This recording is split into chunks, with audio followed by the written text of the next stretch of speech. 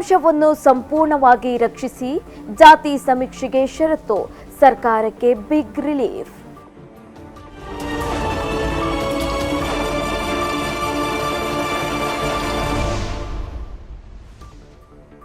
ಧರ್ಮಸ್ಥಳ ಬುರುಡೆ case ಪ್ರಕರಣಕ್ಕೆ ಮತ್ತೊಂದು ಹೊಸ ಟ್ವಿಸ್ಟ್.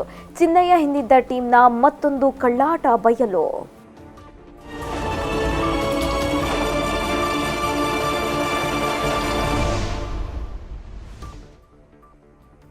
ವಾಕಿಂಗ್ ಮಾಡಲು ಸೂರ್ಯನ ಬೆಳಕೂ ಇಲ್ಲ, ಜಡ್ಜ್ ಎದುರು ದರ್ಶನ್ ಅಳಲು. ಅಕ್ಟೋಬರ್ 9ಕ್ಕೆ ವಿಚಾರಣೆಯನ್ನು ಮುಂದೂಡಿದ ಕೋರ್ಟ್.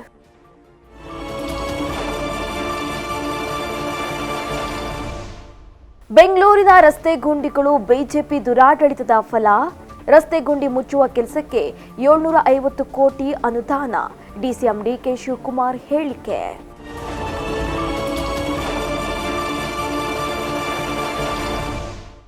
ಪ್ಯಾಲೆಸ್ತೈನ್ ಇಸ್ರೇಲ್ ನಡುವೆ ರಣಭೀಕರ ಯುದ್ಧ, ಭಾರತದಲ್ಲಿ ರಾಜಕೀಯ ಕಳಗಕ್ಕೆ ಕಾರಣ.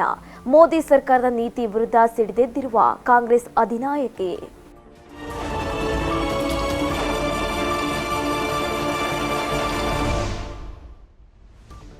ಹಾಂಗ್ಕಾಂಗ್ಗೆ ಅಪ್ಪಳಿಸಿದ ರಗಸ ಚಂಡಮಾರುತ, 20ಕ್ಕೂ ಹೆಚ್ಚು ಜನರು ಸಾವು. ತೈವಾನ್ ಫಿಲಿಪೈನ್ಸ್ನಲ್ಲಿ ವ್ಯಾಪಕ ಹಾನಿ.